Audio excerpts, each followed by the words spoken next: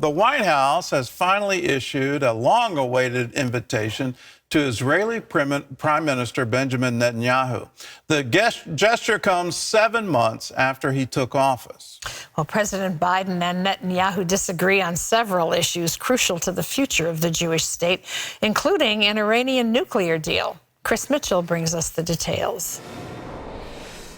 According to the Prime Minister's office, President Biden and Netanyahu shared a warm and long call.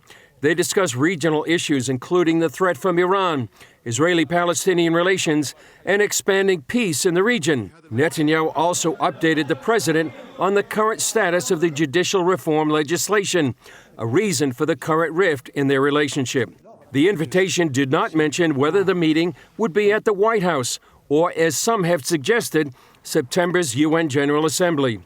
The invitation came on the eve of Israeli President Isaac Herzog's White House meeting. Herzog then addresses a joint session of Congress on Wednesday. The White House still voiced concerns about Netanyahu's government. That doesn't mean that, and you shouldn't take away from the fact that they had a conversation today and that they'll meet again in the fall, that we have less concerns over these judicial reforms or less concerns over some of the extremist activities and behavior by some members of the Netanyahu cabinet. Those concerns are still valid. It's how President Biden described Israel's current government under Netanyahu. And this is one of the most extreme members of cabinets that I've seen. I go all the way back to Golda Meir. Here in Israel, before the invitation, former Prime Minister Ehud Olmert called on the United States to reevaluate its relations with Israel.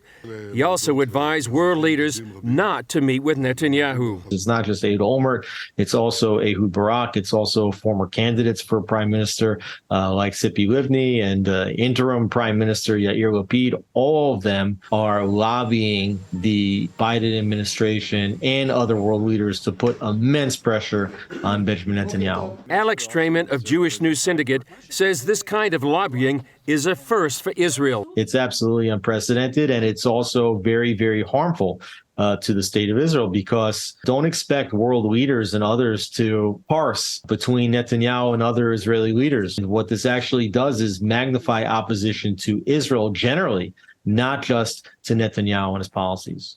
Despite the invitation and phone conversation, deep divisions remain between the White House and Netanyahu on a number of issues, including an Iranian nuclear deal, building settlements in Israel's biblical heartland of Judea and Samaria, plus the ongoing judicial reform issue. Chris Mitchell, CBN News, Jerusalem. Well, the extreme polarization of politics is not just happening in the U.S., it's also happening in Israel. It's happening in nations, democracies around the world. It seems to be a global phenomenon that parties just can't get together. They can't talk. They can't negotiate.